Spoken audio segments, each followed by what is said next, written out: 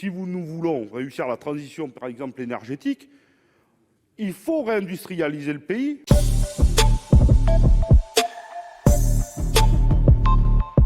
Je trouve que l'amendement proposé par nos collègues écologistes est extrêmement important. Parce qu'on va avoir, si nous amorçons la transition écologique il faut transformer des métiers. Et donc, moi je suis désolé, Madame la Ministre, mais je ne sais pas de quel outil nous disposons aujourd'hui pour faire le bilan de ce qu'il faut transformer comme métier et combien de milliers ou de dizaines de milliers, voire de centaines de milliers d'emplois ça concerne. Par exemple, il faut réindustrialiser le pays. Et si nous voulons réussir la transition, par exemple, énergétique, il faut réindustrialiser le pays.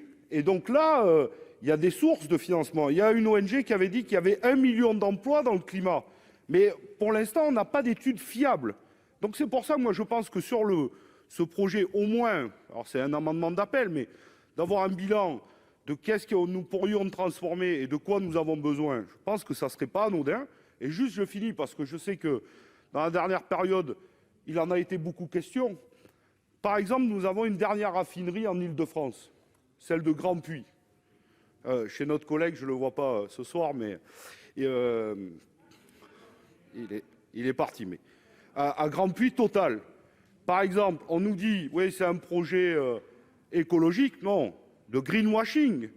Parce que la réalité, c'est que Total, qui a perçu des dizaines et des dizaines de millions d'euros, n'a jamais investi un seul euro dans le pipeline et l'a laissé se dégrader. Et maintenant on dit aux 700 salariés, ben regardez, on ne peut rien faire, mais vous inquiétez pas, on aura un projet écologique. Oui, mais au passage, c'est 500 emplois directs de détruits. Et donc là, pour le coup, si on avait un bilan réel, on pourrait aussi préparer, vous voyez, l'avenir avec les salariés qui ont été extrêmement mobilisés ces dernières semaines. Je vous remercie.